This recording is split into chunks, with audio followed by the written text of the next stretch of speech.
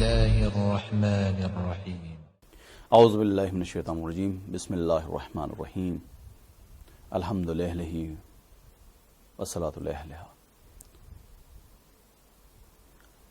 جب ہم واقعہ کربلا کو دیکھتے ہیں تو ہمارے لیے بہت ساری چیزیں واضح ہو جاتی ہیں. ہدف اور قیام امام حسین علیہ الصلوۃ والسلام ہمارے لیے مشخص ہو جاتا ہے.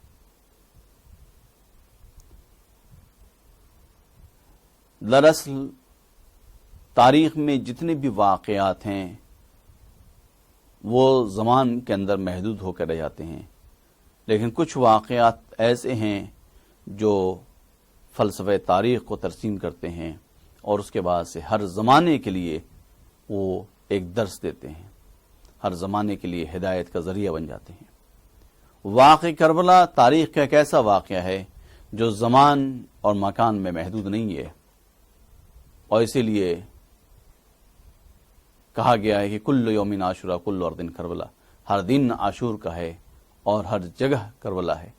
یعنی جس جگہ پہ انسان بیدار ہو جائے اور جس دن بیدار ہو جائے وہ جگہ اس کے لیے کربلا ہوتی ہے، اور جس وقت بیدار ہو جائے، جس دن بیدار ہو جائے وہ دن اس کے لیے عاشور کا دن ہوتا ہے. کل یوم کربلا کل یوم عاشورہ کل ارض کربلا. جب ہم واقع کربلا کو دیکھتے ہیں تو ہم دیکھتے ہیں کہ واقع کربلا ایک مقاومت کا علم بردار ہے. یعنی واقع کربلا کو اگر آپ ملاحظہ فرمائیں تو آپ دیکھیں گے صبح عاشورہ ہے، امام حسین علیہ الصلوۃ والسلام نماز پڑھ رہے ہیں، جنگ کے میدان میں دین کے پرچم کو بلند کیا، اس لیے کہ ہدف دین تھا، ہدف انسان کی غیرت کو جگانا تھا، ہدف انسان کی اس خلافت الہیہ کی جو صفات انسان کے اندر موجود ہے اس کو بیدار کرنا تھا.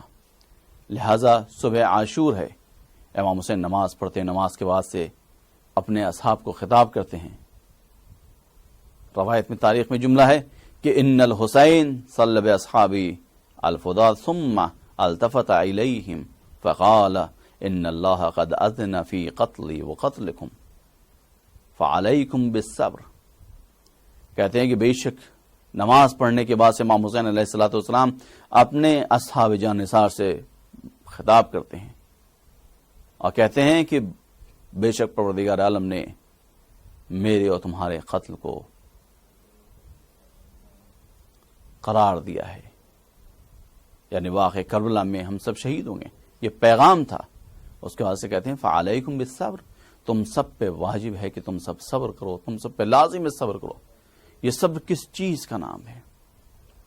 یہ آزمائش کا دور ہے، یہ وہ مرحلہ ہے کہ جہاں پر آپ کا امتحان ہو رہا ہے، تمام لوگوں کا امتحان ہو رہا ہے، تمام لوگوں کی آزمائش ہو رہی ہے کہ وہ اپنے ارادے میں کتنی استقامت رکھتے ہیں، کتنے استوار ہیں اپنے ارادے میں. اور یہاں پر امام حسین علیہ الصلوۃ والسلام اس چیز کو آزما رہے ہیں. لہذا یہ جملہ کہہ کر امام حسین علیہ الصلوۃ والسلام نے اپنے اصحاب کو آگاہ کیا، انہیں بتایا کہ دیکھو حقیقت امر کیا ہے. اس کے بعد اصحاب اپنی جان دینے کو تیار ہیں، کوئی فرار نہیں کر رہا ہے، کسی کے اندر خوف و ہراس نہیں ہے. کیونکہ سب کو معلوم ہے کہ ہم نے عزت حاصل کی ہے،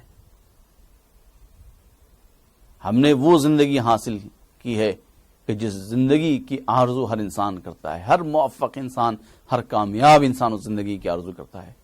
ہم اس مقام پہ پہنچ گئے ہیں کہ جو مقام عبودیت ہے جو خدا چاہتا ہے. اور اسی لیے آپ دیکھیں کہ کربلا میں ہر فرد کا کردار، جتنے بھی افراد کربلا کے اندر موجود تھے اصحاب امام حسین میں سے، سب کا کردار جو رہا وہ ہدایت بشری کا رہا. سب نے ہدایت کی، سب نے لوگوں کو دعوت دی، سب نے لوگوں کو امر بالمعروف و نہی عن المنکر کا درس دیا، سب نے صبر و استقامت کا درس دیا، سب نے تعلیمات اسلامی کو زندہ کیا.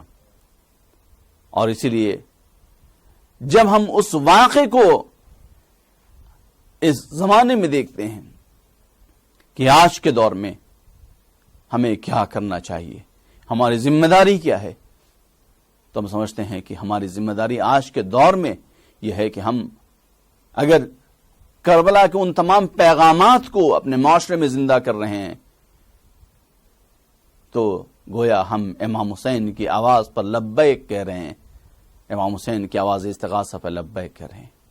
اگر واقعاً ہم امام حسین علیہ الصلوۃ والسلام کی آواز پر، ان کی آواز استغاثہ پر لبیک کرنا چاہتے ہیں تو ہمیں اپنے عمل کو ایسا بنانا ہوگا جیسے اصحاب امام حسین علیہ الصلوۃ والسلام کا تھا۔ ہمیں اپنے آپ کو اس اعتبار سے سنوارنا ہوگا جیسا امام حسین علیہ الصلوۃ والسلام چاہتے تھے۔ والسلام علیکم ورحمۃ اللہ وبرکاتہ۔